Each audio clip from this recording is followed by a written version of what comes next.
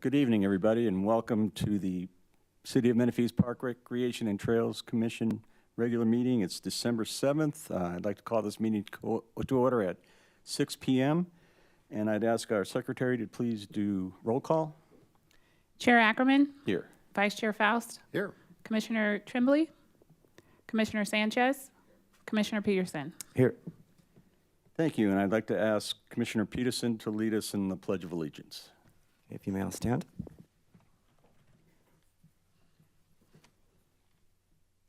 pledge allegiance to the flag of the United States of America and to the republic for which it stands, one nation, under God, indivisible, with liberty and justice for all.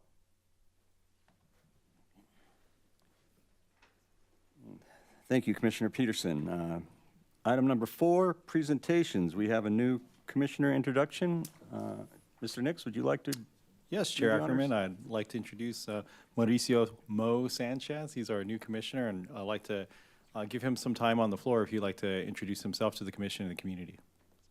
Thank you very much. Yes, I am honored to have been selected in learning technology.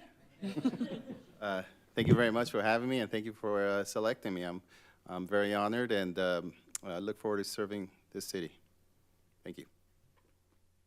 Okay, thank you. And on behalf of the commission, we welcome you to our commission and look forward to serving with you. Thank you. Thank you. And we'll give you one of these snazzy shirts pretty soon. So, All right, 4.2, Youth Leaders of Menifee Recycled Art Winners. Looking yes, I'd forward like to this. introduce Letty Alegria from our team to do the recycled art winners.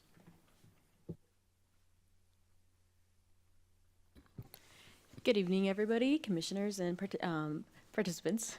My name is Letty Alegria. I am the Community Service Specialist for the Community Services Department, and one of the programs that I help oversee in our youth programs is our Teen Youth Leaders of Menifee program.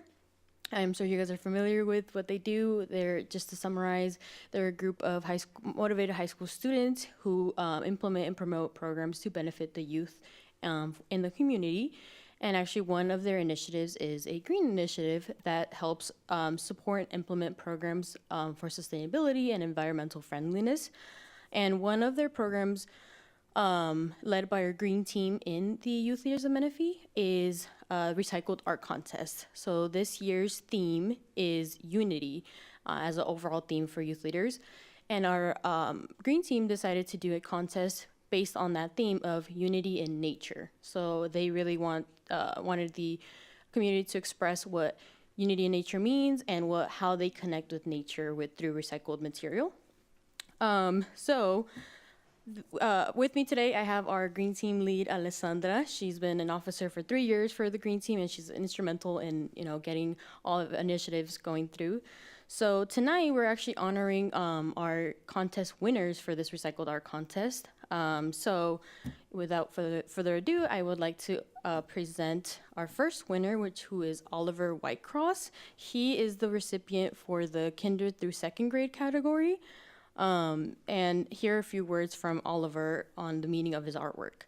So his favorite part of winter is the change of weather and colors and family getting together. He says that he painted a picture using colors from his garden and the leaves he collected on his walks. They have vegetables and plants in their backyard, and his artwork looks like a windy day. So I would like to present Oliver to the front, and then our green team lead will present his award. And then Oliver, if you want to show your award, and then if we could invite the commissioners to take a picture with Oliver.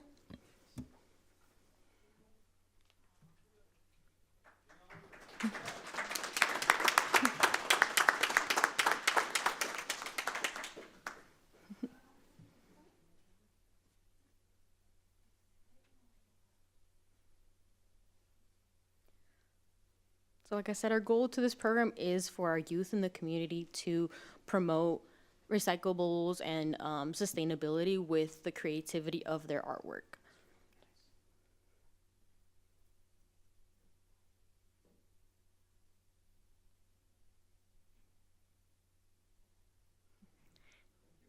Thank you, Oliver.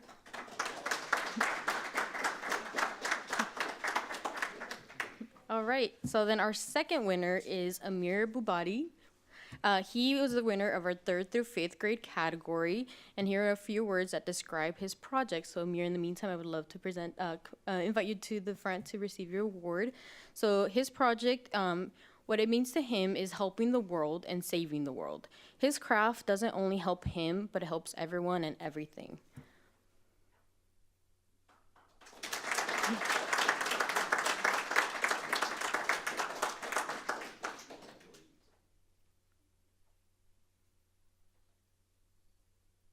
So Amir's artwork it was a plant made out of a recycled bottle, and then flowers were made out of bottle caps. I don't think he has it with him today, but it was really cool.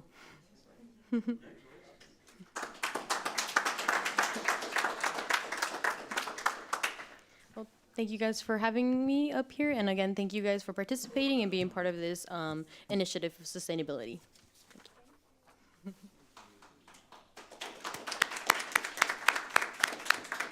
Okay, thank you. That was awesome. Thank you so much. We'll move on to agenda item number 5, approval of minutes. Do we have any corrections to the minutes, or could I have a motion to approve? I'll give you a motion. I second. Second? Okay, all those in favor? Aye? Aye. Okay, the minutes are approved. Moving on to item number 6, agenda approval or modifications. Do we have any agenda approval or modifications? No modifications to the agenda. Okay, thank you. Item 7, public comments on non-agenda items only. We have people out here. Do we have any public comments on non-agenda items? We do not have any requests to speak. Okay, thank you. And moving on to item number 8, discussion items. We're going to deal with 8.1, park conceptual and Quimby review of the Menifee Valley Sports Park and Aquatic Facility. Looking forward to this. I'm going to hand it over to Ms. Mitchell to provide an overview. I will also note that Sean Bowen, project manager from Brookfield Homes, is here as well for any questions. Thank you. Good evening, Chair and Commissioners. So tonight we have before us a Park Conceptual and Quimby Review, and we're looking specifically at Menifee Valley.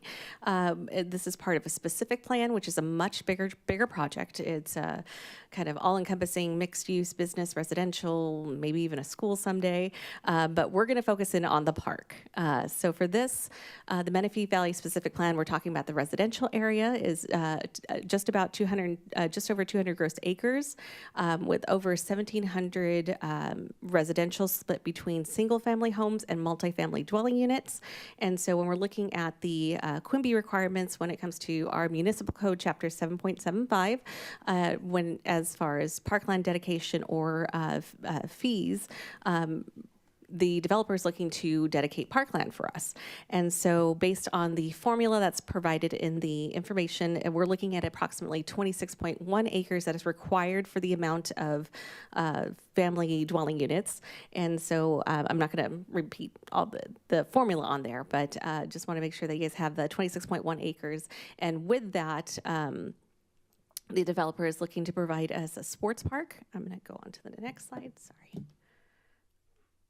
The proposed project amenities include a 16.9 acre sports park, which includes a number of lit fields, playground, tennis/pickleball courts, picnic area, parking lot, and restrooms. And then in addition to that, this slide kind of zooms in on the aquatic center that will be a part of that sports park, with a junior Olympic pool, splash pad, concession, restroom, shade structures. And then in order to meet the Quimby requirement, there's some additional greenbelt areas that have a Class 1 bicycle trail and some DG trails. So all of these amenities, the 16.9 acre sports park, as well as a 3.1 acre green belt and trails, brings the parkland dedication to 29.8 acres. So looking at all of that in its totality, it does meet the Quimby requirements based on the calculations. Now, sometimes I know we have the question about passive areas, but given that the sports park has a number of amenities, including creating this aquatic facility, definitely see this project as meeting the Quimby requirements from staff's recommendation and point of view.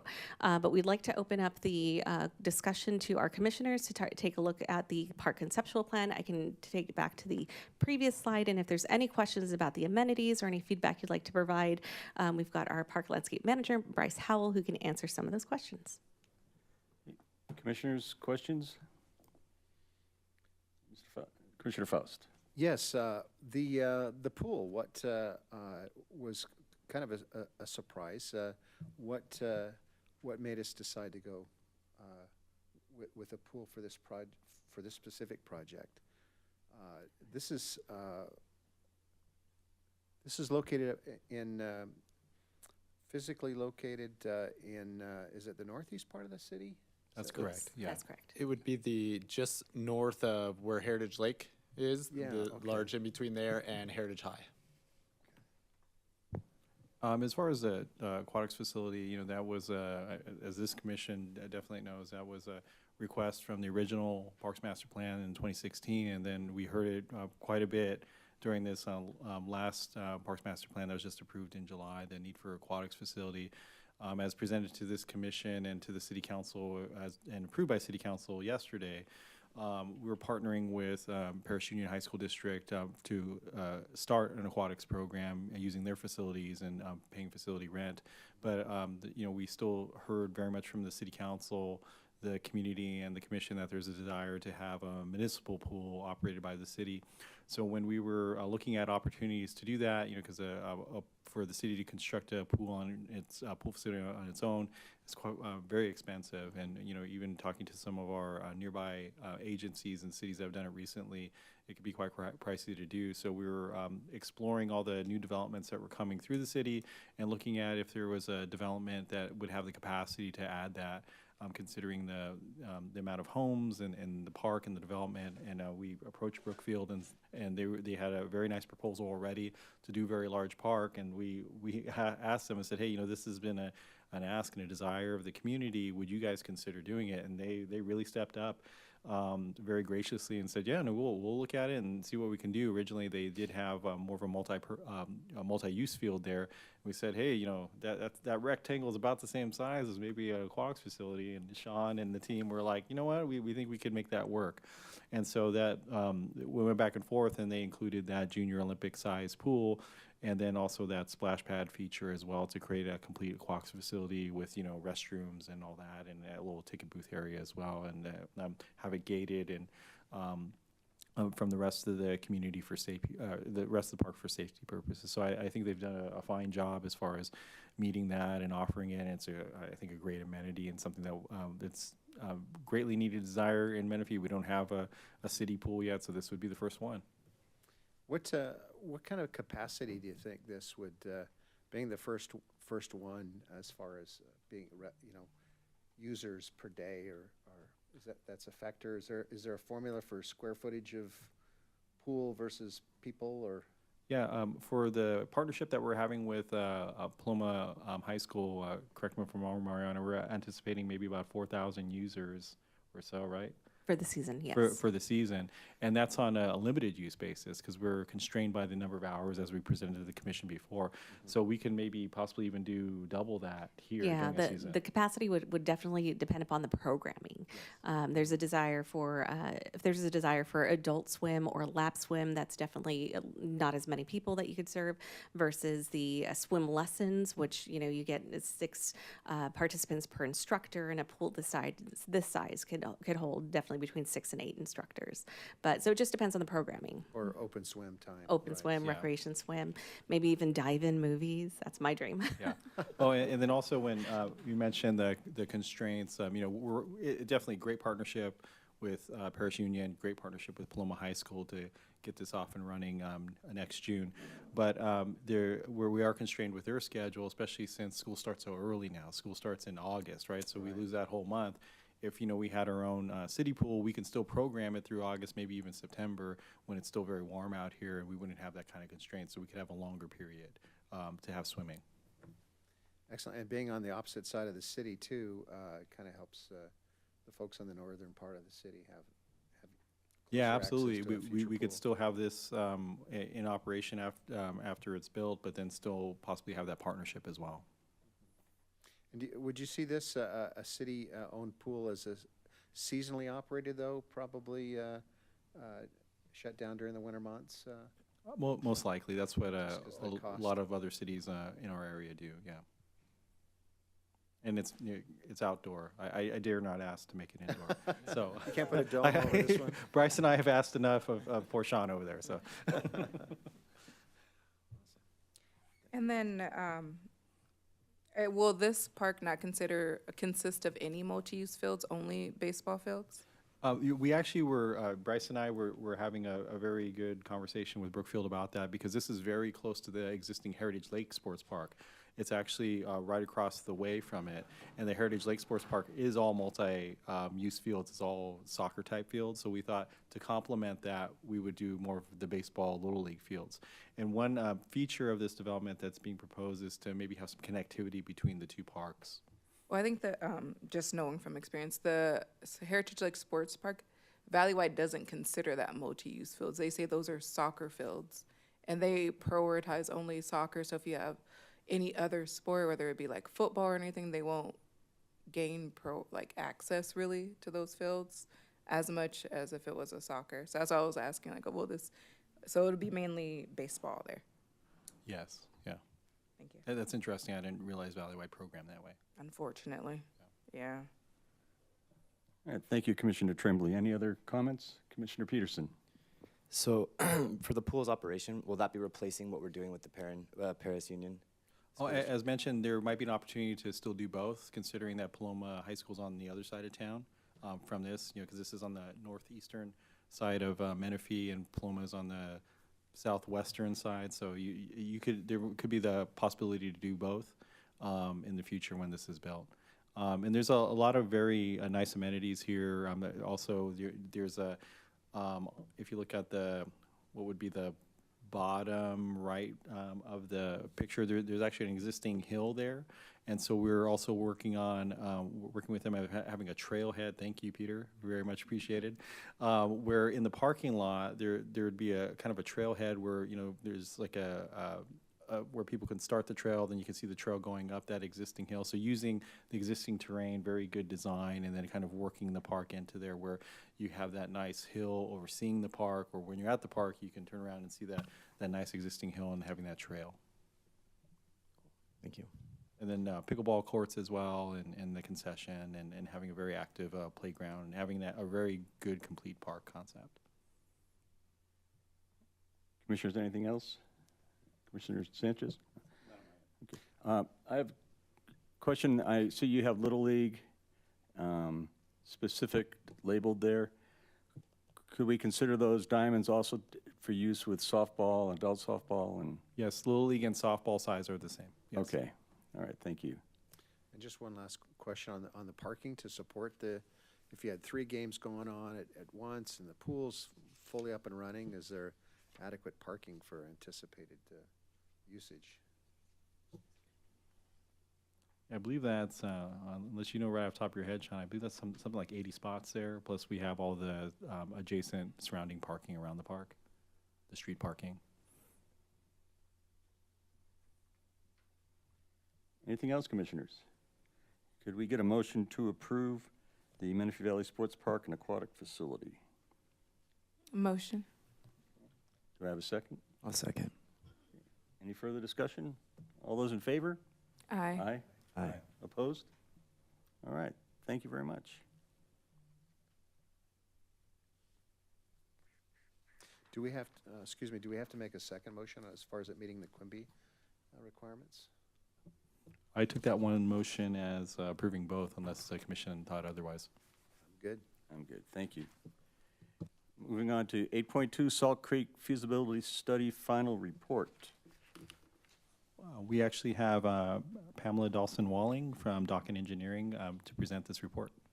And Docket Engineering, as Pamela's walking up, has been a very good partner with the city, doing a lot of outreach to the community, working with staff, and really analyzing this trail extension. It was also a very good partnership with Riverside County. As the commission may remember, Riverside County provided basically a $100,000 grant to the city to help fund this study. So hand it over to Pamela. Great, thank you. Good evening, Mr. Chair, Mr. Vice Chair, and Commissioners.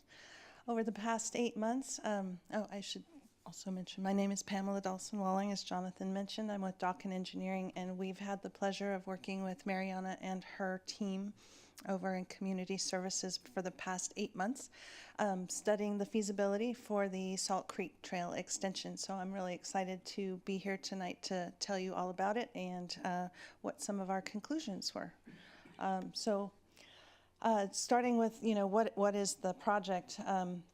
There's an existing Salt Creek Trail that has already been constructed to the west, 4 miles of it between Goats Road and I-215. The extension would take this trail an additional 1.6 miles to the east, starting at I-205 and then traveling all the way to Menifee Road. It would skirt the back of the Oasis community at the base of Menifee Mountain. This trail has been planned for a long time. It's one of the essential trails in the Riverside County General Plan. It's also considered a regional backbone network as part of the county's trails plan. And in total, it would be 16 miles, starting at Goats Road and then going all the way east to Hemet. This trail extension, as shown here, is 1.6 miles, and this is just the very beginning feasibility study to determine if this can be done and what it would cost.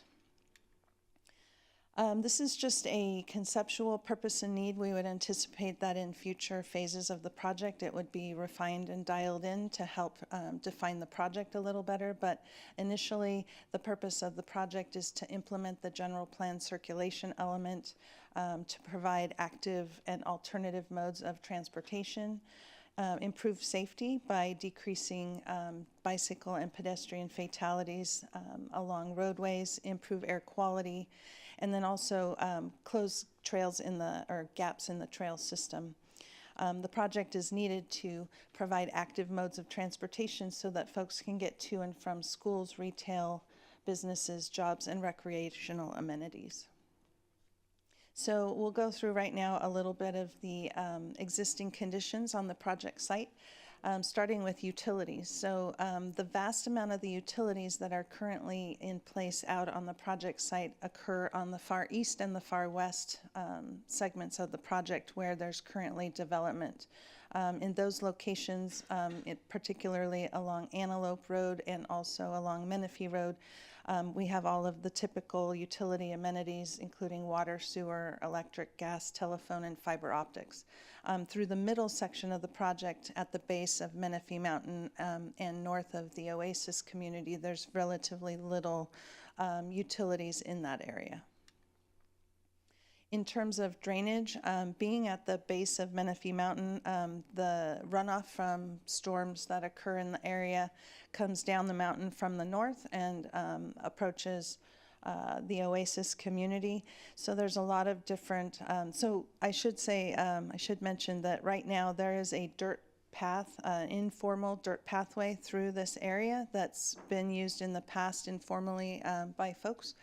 And that path currently has several low water crossings that are formed out of concrete, and there's also some culverts and concrete ditches to help manage the water that's coming down off the mountain. And then prior to being collected and put into the city's storm drain system, there's a number of detention basins at the base of the mountain prior, just north of the Oasis community. Throughout the project area, there's this project would traverse about 21 different parcels of land that are owned collectively by 8 different ownerships. There are several existing easements in the area. We were hopeful that perhaps there were several easements that we could use to place the trail in to minimize the cost of the right-of-way. There is one small segment with an existing trail easement, and that exists north of the WellQuest facility just east of Antelope Road. The rest of the area, there are a few other easements that we will have to work with as the project progresses, including an open space easement that's just west of Aldergate Park. There's an equestrian easement as well, north of Oasis, and then a few parcels also are ringed by SCE and Verizon easements that currently don't have any utilities in them at the time. As part of our study, we looked at the environmental resources on the project. They looked at the environmental resources from a biological perspective. We are in an area generally that supports burrowing owls and sensitive endemic plant species. In this particular area, it's fairly rocky and covered in vegetation, so the potential to encounter burrowing owls is very low. And so the biological resources would be a very low risk. And similarly with the cultural resources, we completed an archaeologist pedestrian survey, and no resources were observed. We also looked into the database, and we found no resources that would constrain the project. So that sensitivity is also low. As part of this project, we also, as part of the feasibility study, we did an outreach component where we identified stakeholders from really all different walks of life, if you will. We met with up to 12 stakeholders that included folks that were in the immediate project area, such as the principal from the Freedom Crest Elementary School across the street, across Menifee Road from the project. We met with the folks at the WellQuest community, the city's emergency services, police and fire, as well as the park rangers.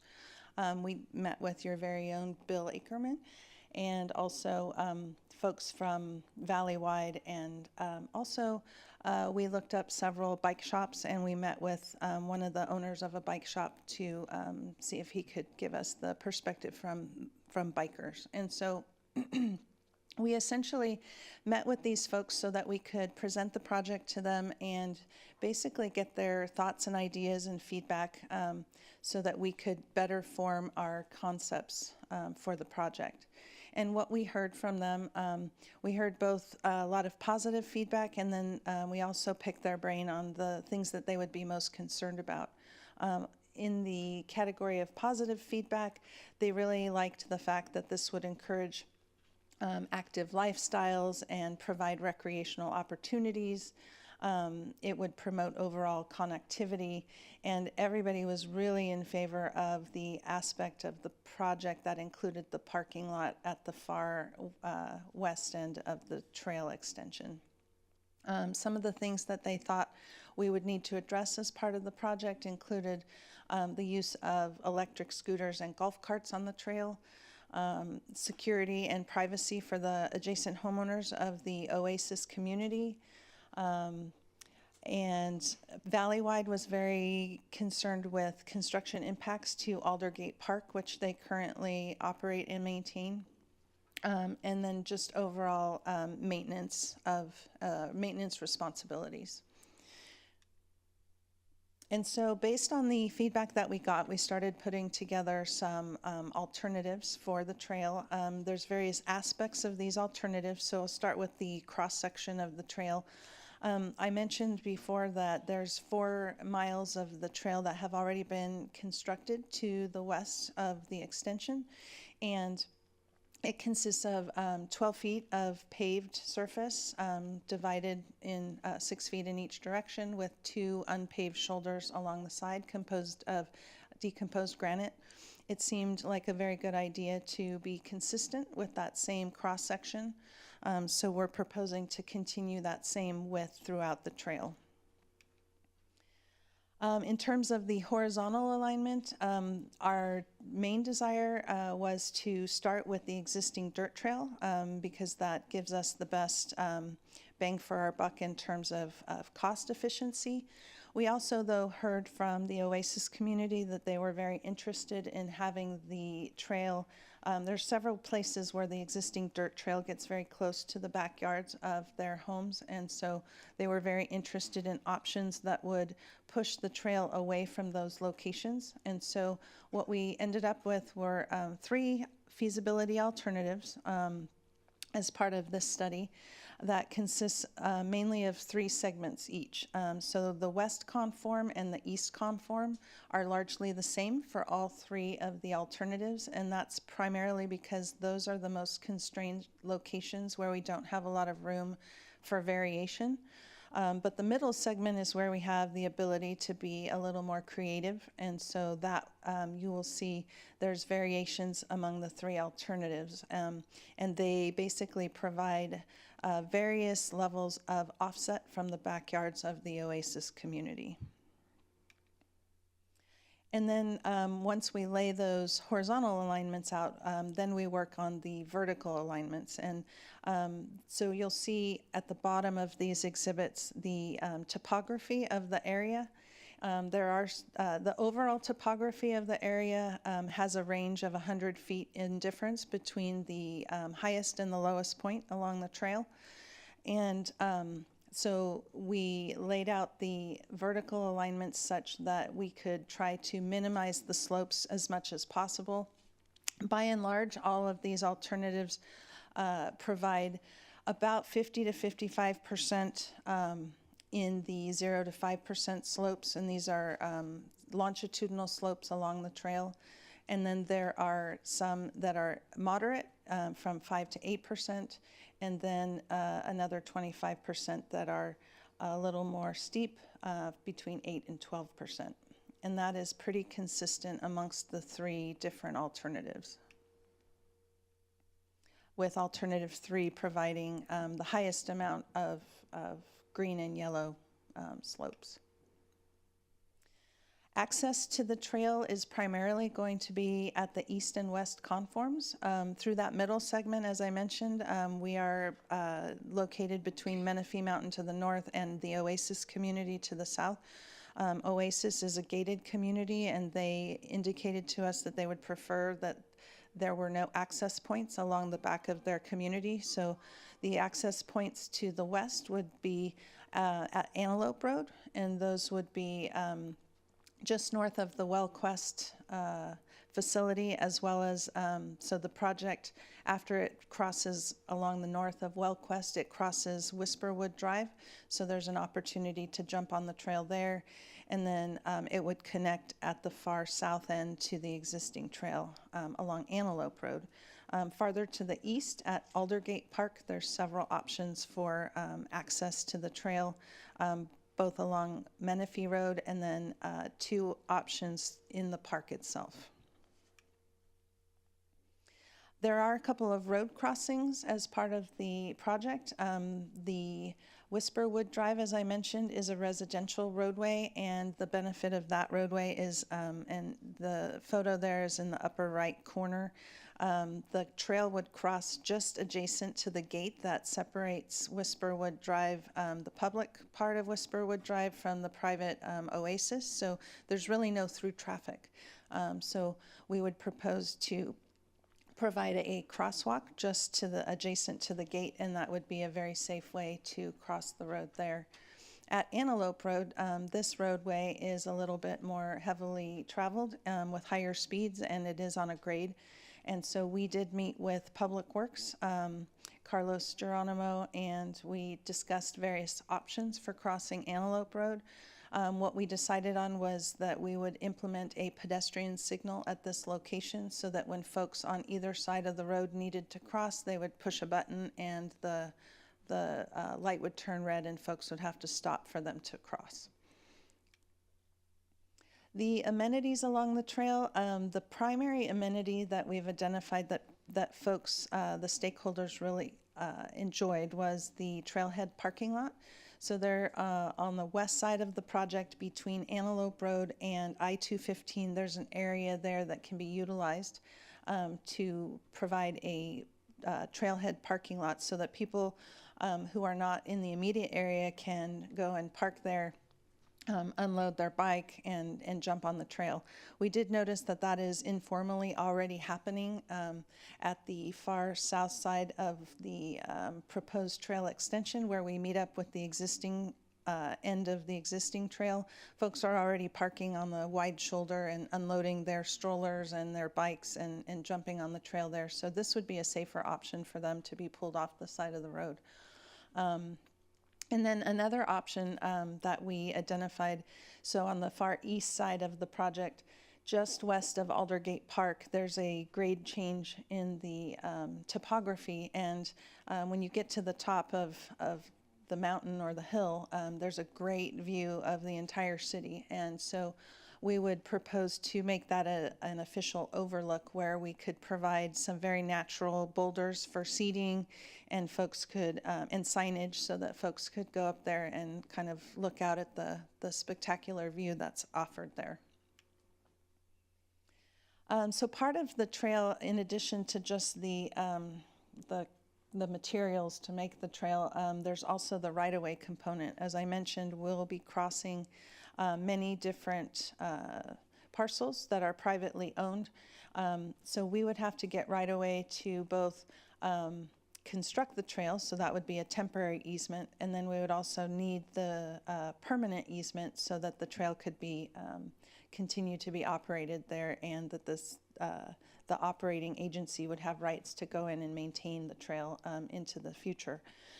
So permanent easements we would need, depending on the different alternatives, we would need between, say, 7 and 8 acres, and temporary easements we would need between 2 and 2.5 acres, essentially. This cross-section shows how we developed that. For the permanent easements, the width of the trail is 16 feet. And then there are locations where we're in a hilly area, and so we would need a little bit wider section to access and maintain the slopes adjacent to the trail. And then in flatter areas, we could bring that width in and save a little bit of money.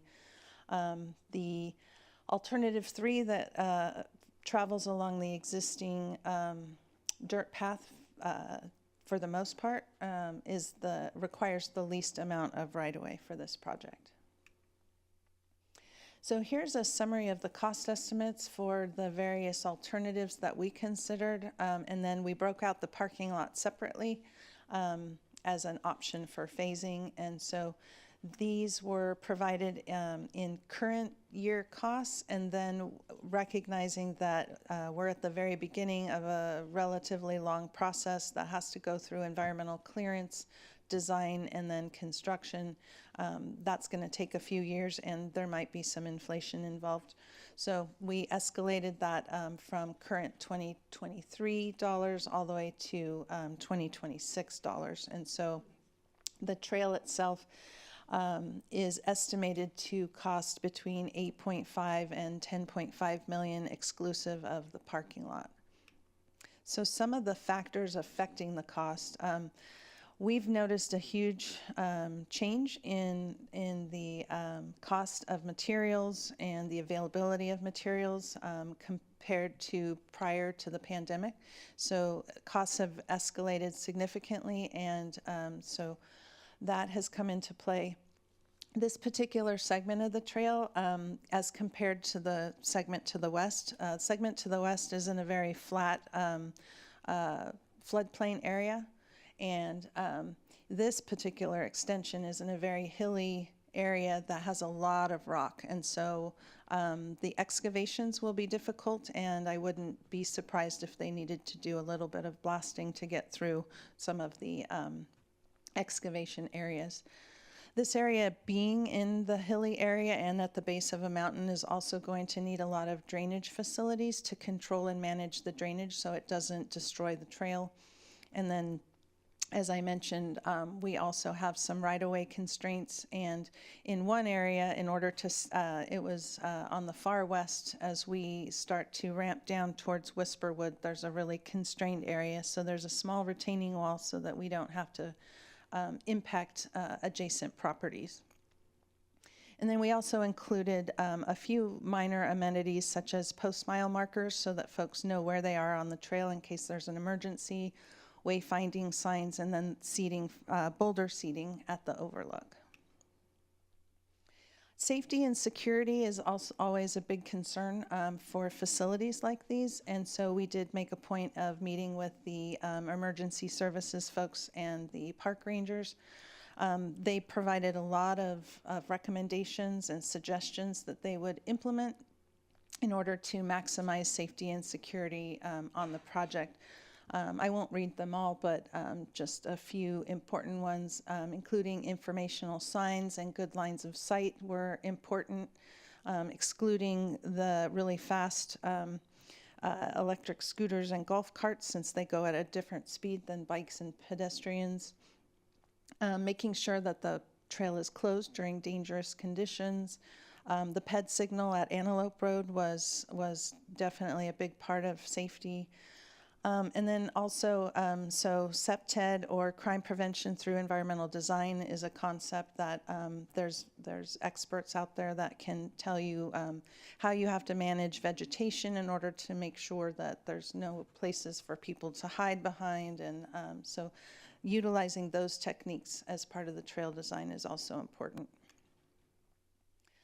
In terms of maintenance for this 1.6 mile facility, that can kind of be divided into two different categories. Routine maintenance would include monthly inspections to make sure there's no damage along the trail, managing the vegetation, and then also if there continues to be any low water crossings, and then also areas adjacent to cut slopes. There's a lot of debris that comes off of those hillsides and rests itself on the trail. So a good opportunity for slippery areas. So that would have to be done on a relatively routine basis.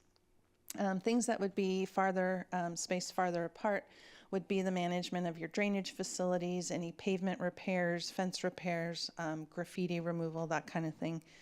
And we would recommend that a maintenance plan be put together to kind of set forth all of the different aspects of the maintenance that is needed. Liability comes with all kinds of ownership of trails like this, and so we looked into the various ways of limiting liability for user injuries on the trail. The ultimate owner of this trail will have a lot of aspects that they can turn to, including the duty of care as well as recreational use statutes, insurance, and then most importantly, really just designing it to be safe is the most important thing. And then risk management techniques would be spelled out in a comprehensive management and maintenance plan.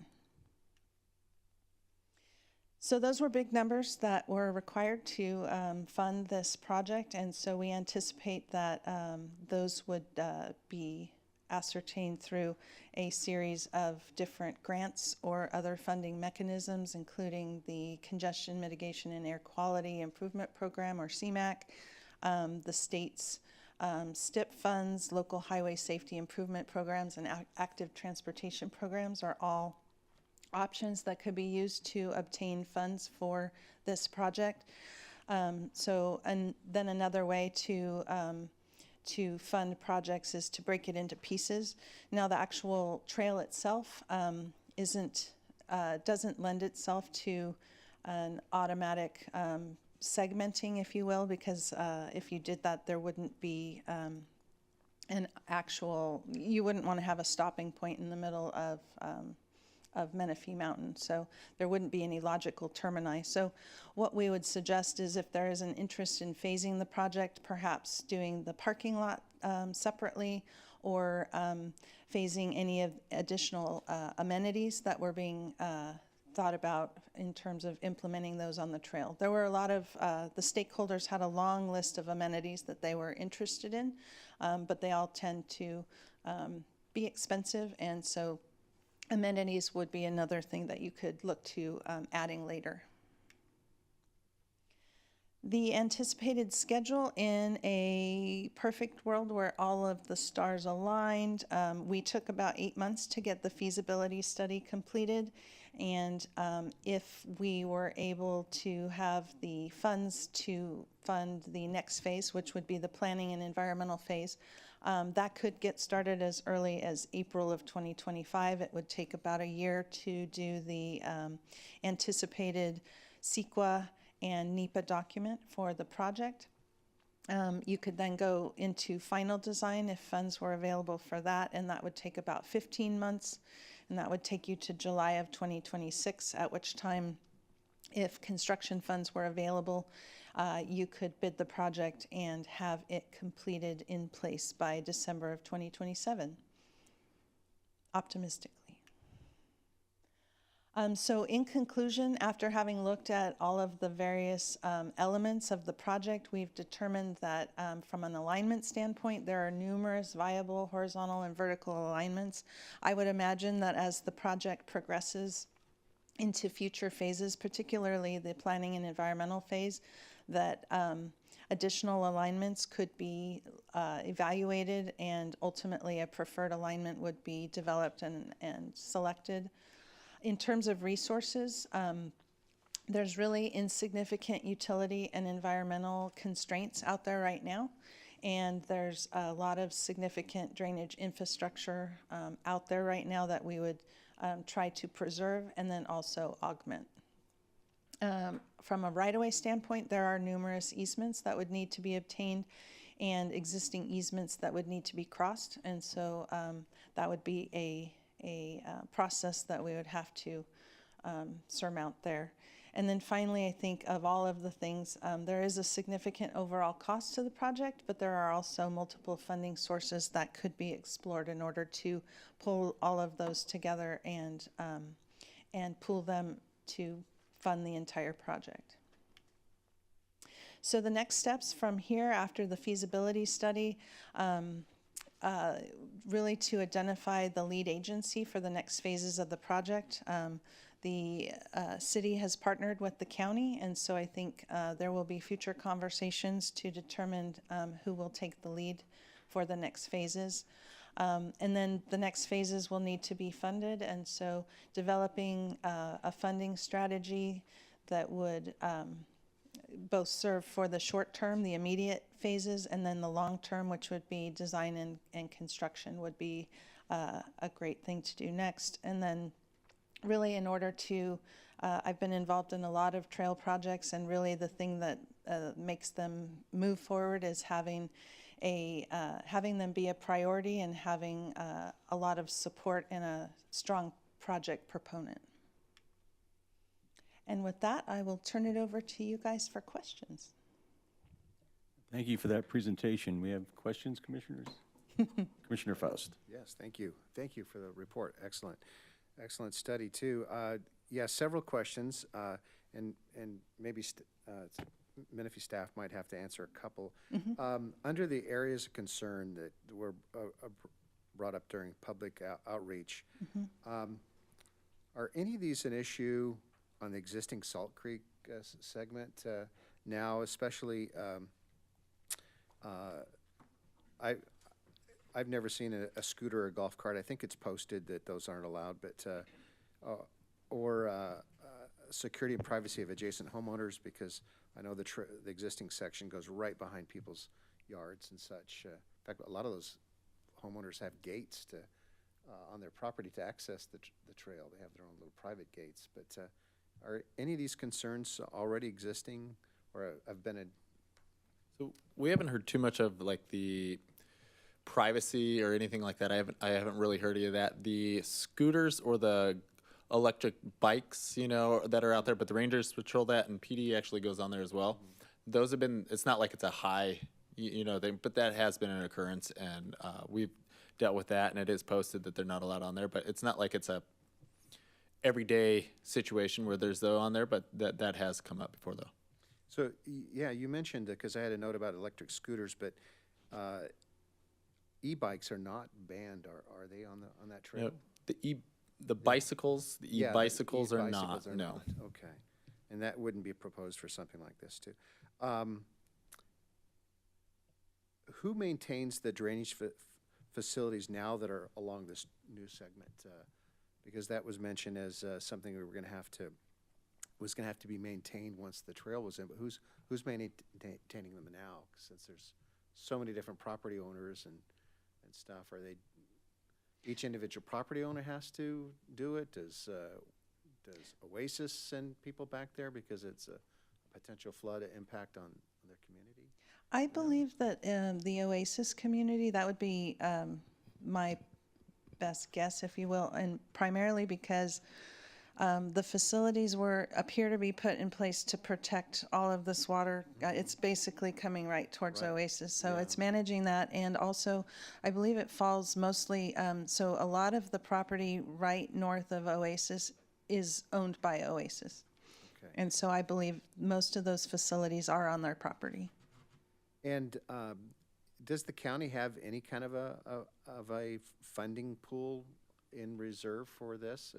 And is this project a priority for Riverside County Parks? I know it's in their grand plan, but do they really think it's a priority to do this section? I think I'm going to defer to Mariana on that one. Okay. Yeah, we've been working really closely with the county on this. Right now, I don't believe that there is funding for the completion of the trail, but that was the purpose of the feasibility study, to make us more competitive in the grant writing process.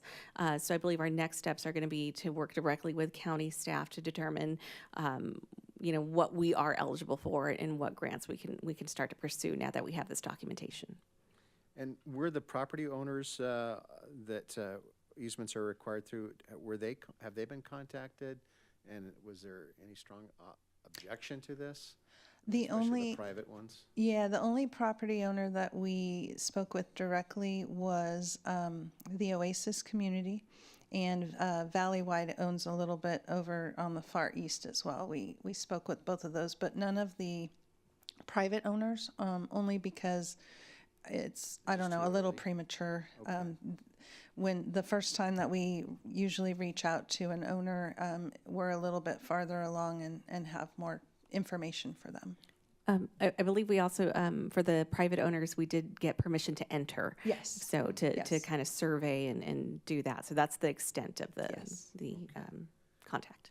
And the gate, there's a gate at Whisperwood Drive, right? That is probably normally locked there, but it's for fire access mostly, I assume, or emergency services. That we would be crossing right in front of that gate. Just Yes, outside the across gate. Whisperwood, right? Yeah. Yes. Yes. Mhm. Okay. Yep. And let's see. Finally,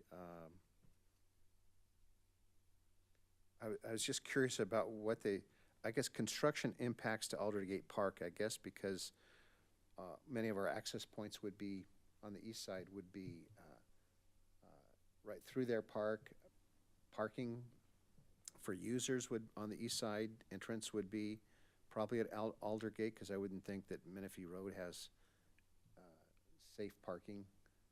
And it included these alternate entrances going into the park is what they're referring to mostly. That would, as you can see, the top on Aldergate Park and then at the bottom, neither of those trails are actually there, so they would be creating those trails. Looks like it's a sidewalk. It's actually a V-ditch on the bottom portion of that Aldergate. So that would be the impact to their park. Okay. Awesome. And on that alternative one loop really kind of takes a big zigzag around just so that we don't get the slope out of, because I didn't see a three-dimensional, but I assume there's a big peak or something right there, a hill that you got to kind of skirt around. Yep. There's a big hill, and so we were looking at alternatives to. Currently, there's the zigzag to get to the top with the current dirt trail, and we were looking to see if there was another way to get up and over. And staff, the existing Salt Creek segment is maintained by the county? Yes. And we've talked about partnerships with them, haven't we, as far as maintaining that trail? Or I thought that's been a conversation. They're currently maintaining the trail, and the partnership we have is that we're providing the patrol services with our park rangers and with our Do the police department. security portion. Yeah, you know, because it's within our city, so to address any resident concerns, those types of things. And then we also help with if there's any residents that contact us regarding maintenance concerns, relaying that over to the county, being kind of eyes and ears for them.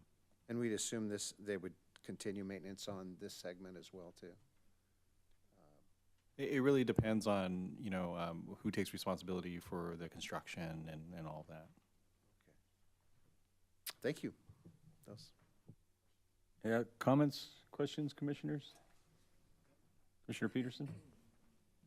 So I've noticed that there's an alternate route, you know, that might be used in place of the steep scenic overlook.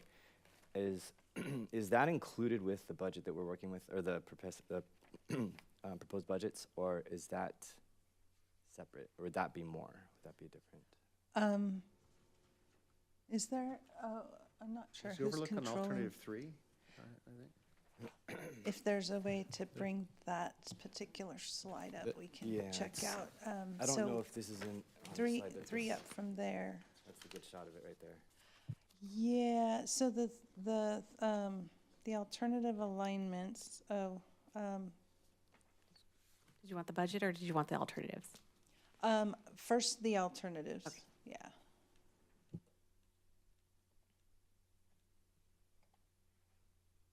One more. There we go. So can you repeat your question with regard to what we're seeing here? Are you talking about the blue and the pink? Yeah, well, in this one page, the alternative alignments, there's the yellow, you know, as it goes through, and then there's a blue, a dark blue, that separates out towards the north. And that, it's labeled here as alternate route. And then that would be, I guess, more north of the scenic overlook. Right, and so the scenic and this might not be part of your question, but in order to tie the scenic overlook to those alternatives, we have there's a ridge line that goes along there that's nice and flat, and so we have a little path over to the overlook with those alternatives. Are those planned to be included? If that would be the selected alternative, yes, Okay, but whatever the selected alternative is, there would be only one trail that goes through. correct, Got yeah. it. Okay.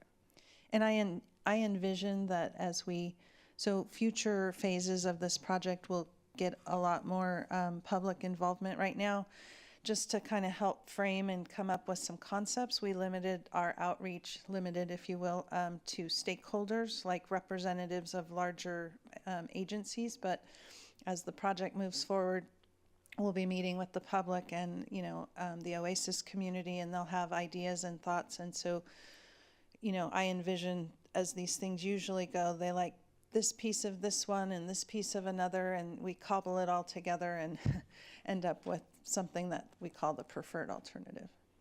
Gotcha. Thank you. Yeah. Anyone else, commissioners? I have been to the scenic overlook many times, and it is very steep on both sides, going east and west, so I think we would need to look at alternative one in the future on that. I know the parking lot has been, a lot of people have been looking into a potential parking for our trail, so I think that is a great idea, and I would like to move forward with that.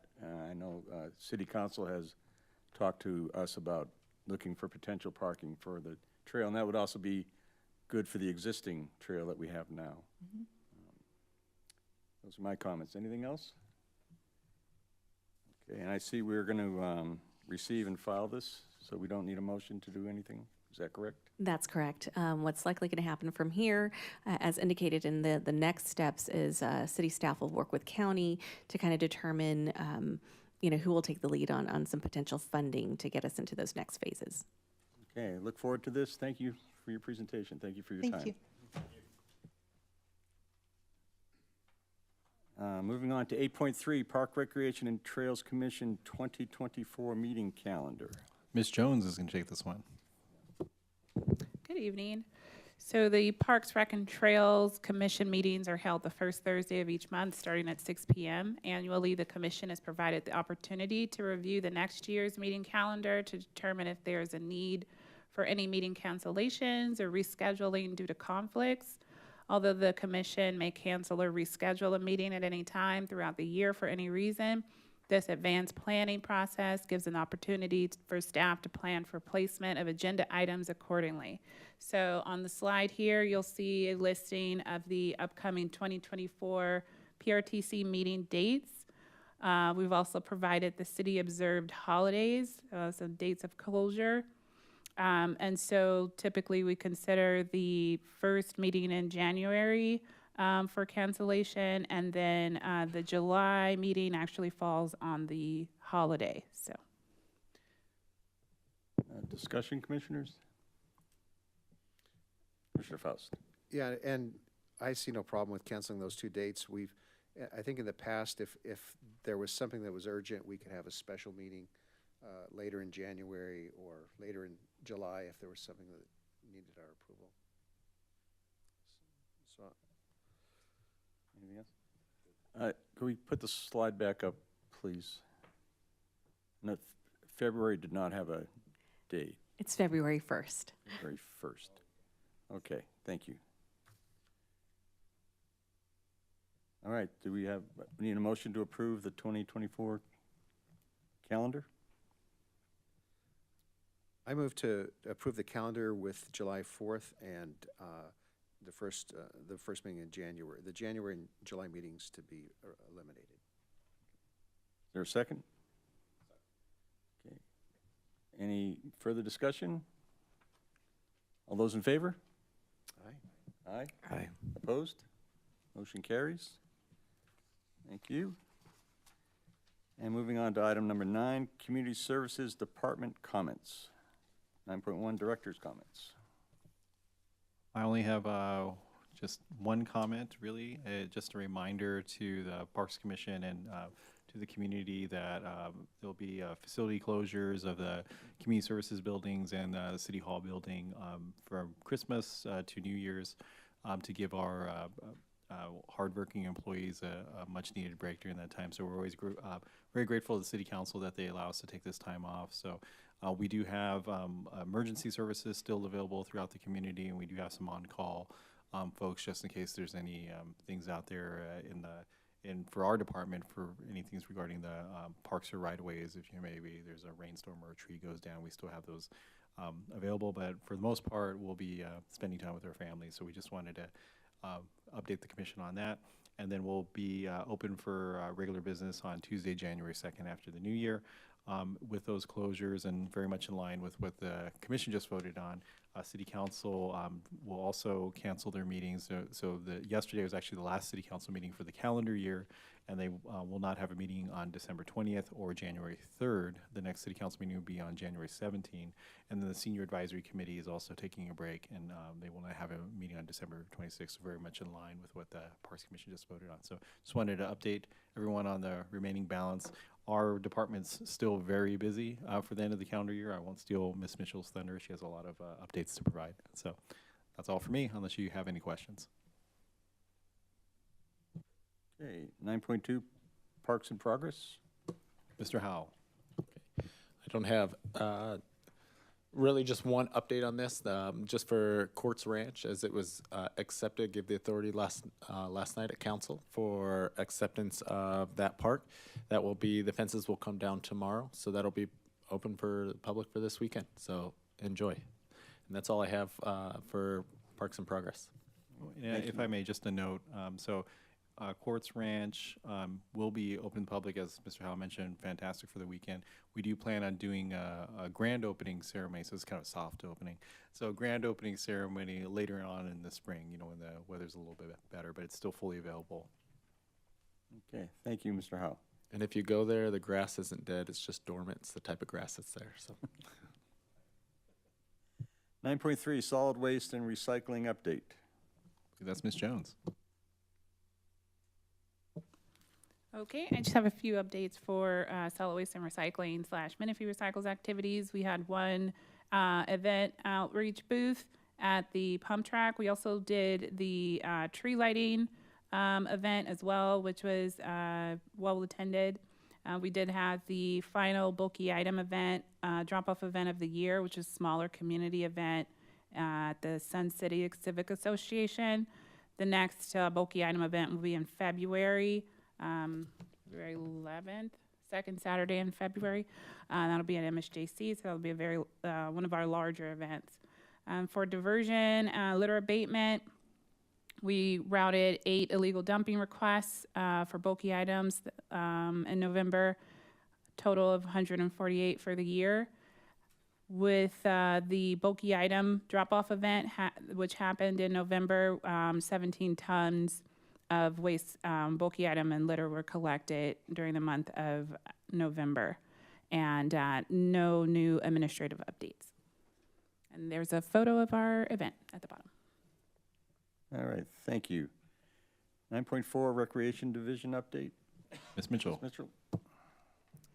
All right, as we typically start, this is an overview of our attendance and revenue for the month of November, giving us a year-to-date total of just over $250,000 for revenue.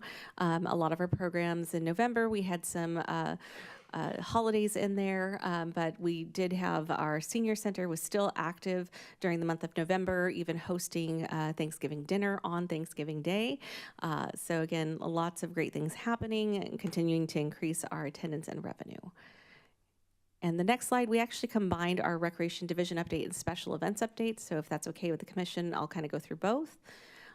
So for our Recreation Division, we still have a lot of things happening at the Casey Center and Lazy Creek Recreation Center. But the one thing we want to point out is that we are still accepting, our youth basketball league is just ready to get underway.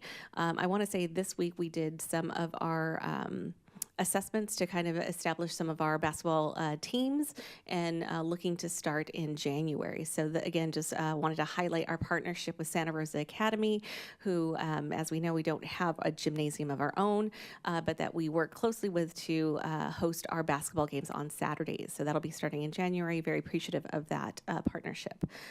We also have a number of holiday things happening, although our biggest event happened on last Saturday, December 2nd. It was a great event. We thank you guys for attending. We still have a few more things to finish out the month of December, and then we'll have a little bit of a lull in the winter time. But again, we have our Breakfast with Santa, which I believe as of this morning only had spots available in the 8 a.m. Session. So I think we had about 20 spots out of 75 still available at 8 a.m. So if you know anybody who's interested in having Breakfast with Santa at this Saturday at the K-Center Senior Center, we encourage you to sign up as soon as possible. Our Santa on Wheels is absolutely full, completely booked. Excited about that. And then our Extreme Light Fight winners will be announced on Friday, December 15th. So it is now open for voting. So if you scan the QR code or go to the city website, our special events website, you're welcome to take a look at a map of those that have entered into the competition. Drive around Menifee, take a look at the Christmas spirit in full swing here in your very own neighborhood, and please vote for your neighbor, your friend, your favorite house on any one of these categories. And again, winners will be announced on December 15th. And then next Tuesday on December 12th, we have the return of our menorah lighting ceremony, which will be happening at Central Park at 5:30. And again, there will be latkes, donuts, lots of live entertainment, and the actual lighting of the menorah. So invite everybody to come on out to that if you're looking for something to do. It's a little expression of culture here in Menifee, and again, looking forward to that. And I believe that concludes my report. And if you guys have any questions, I'm here to answer.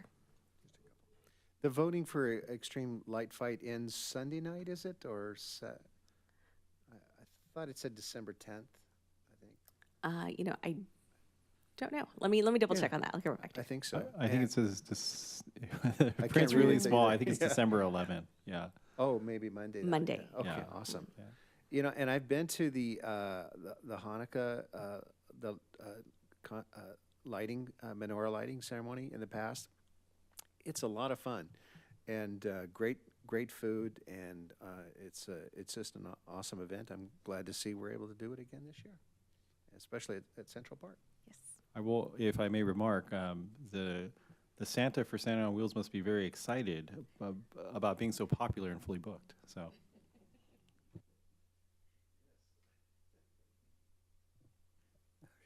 Thank you for that. 9.6, capital improvement program update. Back to Mr. Howell. Okay. Just a couple updates. We have, sorry, I was looking at the wrong screen. The La Piedra Community Center, we're taking that to the design firm. We went out to bid for that. That's next to us on Bayport and La Piedra, right next to the library, to start the design for that that center there, that community center. And then the other one is, as it went approval last night, is the Central Park Amphitheater to start. We're working through that, and we're getting ready to, excited to actually break ground and get working with the contractor on that to actually build the amphitheater. And then on the next slide is just an update for everyone just to see what the amphitheater will look like. It's a larger amphitheater that's just enough there at Central Park. It's going to be exciting to be able to open this for the public once we go. It's been about a year for construction, so 10 to 12 months, and we're just really excited. It's been about a 5-year project to get to this point, so we're ready to get this rolling and open for the public. And that's all I have for the capital improvement, if you guys have any questions. Any questions? Yes.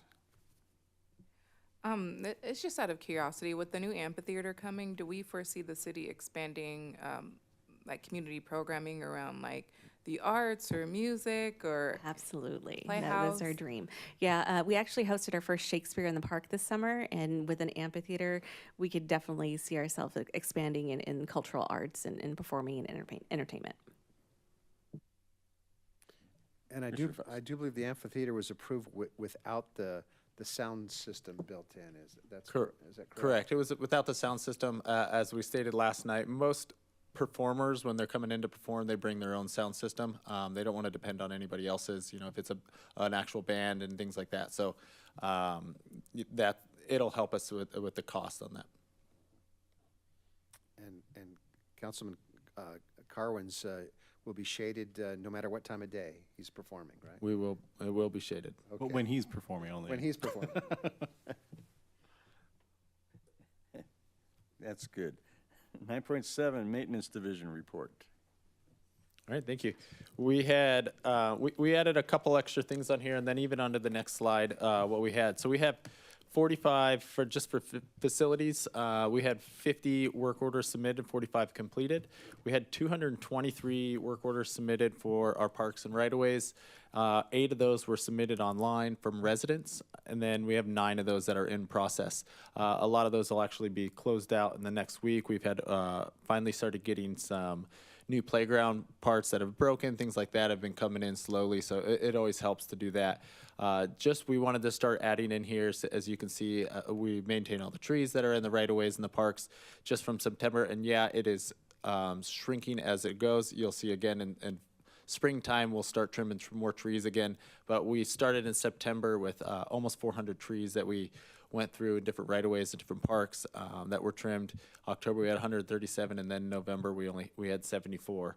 A lot of them now are losing their leaves, so we're doing less trimming on those.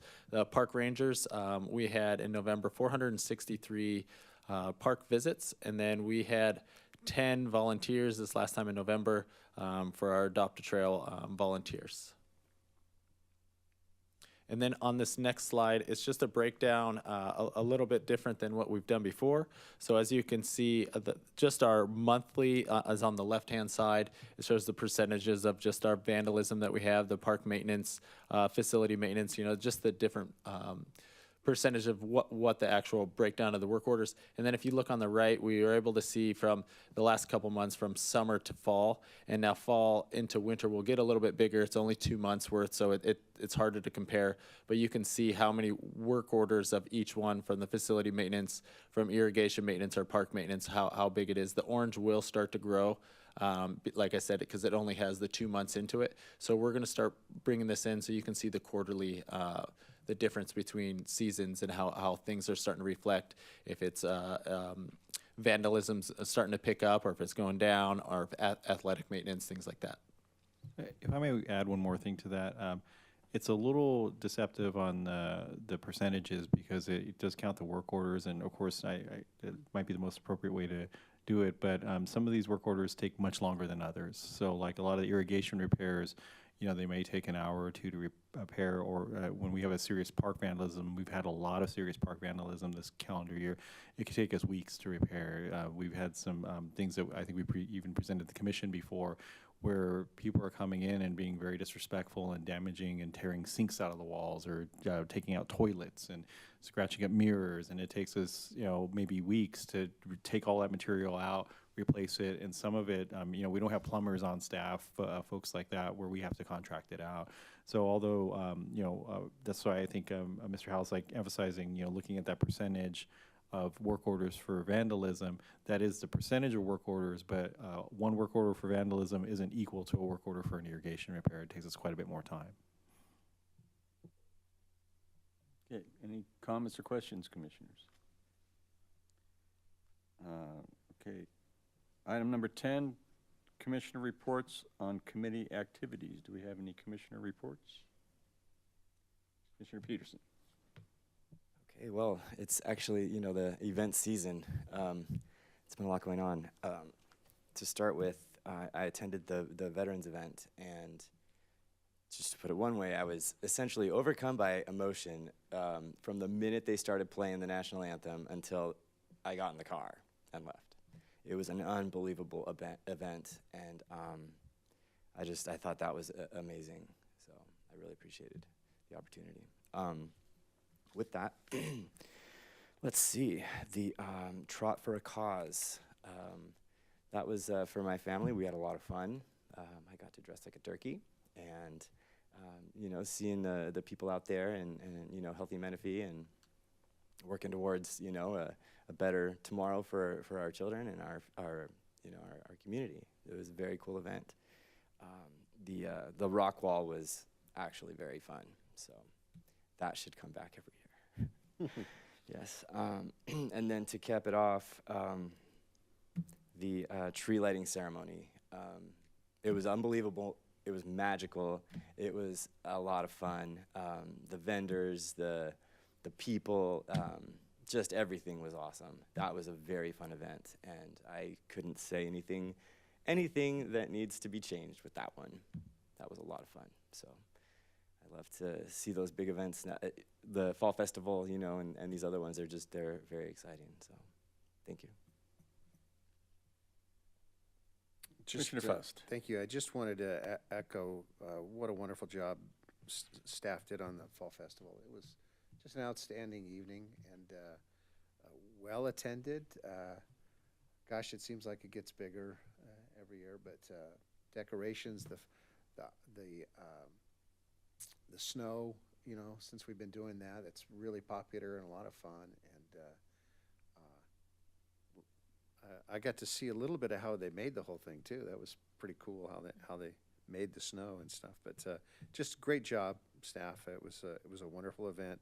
The tree looks great, and I look forward to the day in the future when we'll have a permanent tree when we get more permanent facilities and such. But it's looking so much better every year. Appreciate it. Okay, and I too enjoyed the tree lighting ceremony. Get to wear my jacket once a year. Appreciated the trolley, the big step up from the golf carts. And That was fun. I also know that Santa's Workshop and the community cupboard appreciated being there and getting the donations, and having people donate so they can get on the snow was, I think, a great idea. And I know those two nonprofits really appreciated that. So thank you. Also, you know, I understand I stopped by the Trot for a Cause, and actually an actual turkey won the senior event. So I was pretty impressed with that. He's the only old turkey there, so, but thank you. Okay, item 11, future agenda requests. Commissioner, do we have any other future agenda requests? Nothing? Commissioner Peterson. I'm curious, do we have a formal public outreach and essentially like a marketing plan that we use to attract our citizens to, for example, Trot for a Cause. Something that's documented, that's, you know, official. We work really closely with the city executive team, which is kind of like our media team that comes out and does the video, taking photos, and manages the city social media pages. As far as like an actual like master plan or plan for our marketing, we rely heavily on the city executive office to make sure that we're aligning ourselves with the city's what's it called, the marketing standards. So we have a standards guide that we utilize when it comes to utilizing the city logo, the city colors. But what type of plan exactly are you looking for? Like, do we promote a certain period of time prior to the event, or flyer standards? Yeah, something like that. And then let's say reaching out to the elementary schools, the junior high schools, or like the sporting organizations, maybe a sign over over Newport right at Hahn Road, something like that, you know, just so that everybody gets the message. The one thing about the Trot for a Cause, you know, we were there, you know, obviously to have some fun and to run, but the main purpose was to help with getting goods for people that were less fortunate, and there really could have been, you know, more citizens out there. You know, they didn't have to run, but just to contribute and to, you know, to share that spirit would have been, I think that would have been great. But yeah, I mean, if we could have some type of a discussion on that, is that something that's outside of our bounds, or? Well, I would say that so our marketing, again, we work really closely with the city executive office, and Well, if I may, you for our events and programs, we do have a standard plan. We do press releases. We do the social media marketing. We put flyers out. We do the peach jar through all the different school districts. We partner with all of them.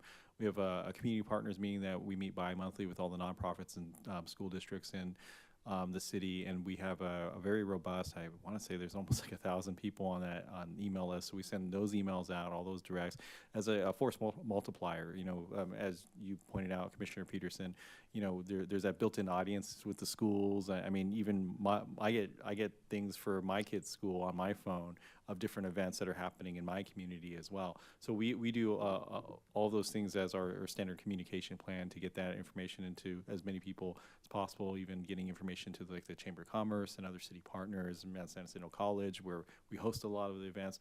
So we try to do those, not only the city venues, but those nonprofit venues, the school venues, our business venues, and we try to get out to as many people as possible. Trot for a Cause is a relatively new event we've been doing for a few years, so we're hoping that we get some little more momentum with that, and to your point, get more people involved with that cause. Thank you. And actually, I did want to address, are you requesting that as a future agenda item to look at how we provide that, or do you just wanted the clarification today? I'm kind of thinking about it.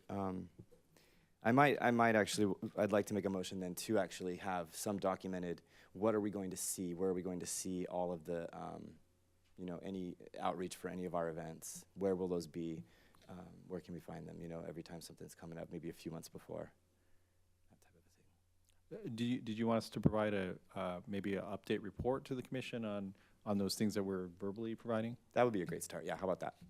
Okay, so yeah, we can definitely do that. We have our special events team that focuses in on the marketing of all of our special events, and we can definitely provide a presentation or a report. That would be wonderful. Yeah, I think a presentation maybe in partnership with the City City Executive Office Communication Division. We could have our PIO come down and provide some of these updates as well. Do I need a motion for that one or no? You need a second from You need a somebody. second. Sure. Yeah, I'll second and just comment that maybe just an overview of what that communication plan is would be great.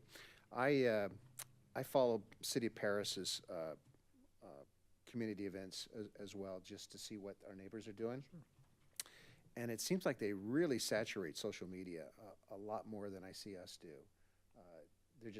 It's like every other day. And I know there's fine lines between too much and not enough, and timing when you release it is also, I mean, I've noticed a big difference with if you post something on a Tuesday versus a Saturday morning or something too. But it'd be interesting to hear what their strategy is. So I'll second your motion. Very good. So we'll add that to the list of future agenda items. Thank you. Okay, thank you. Commissioners, anything else?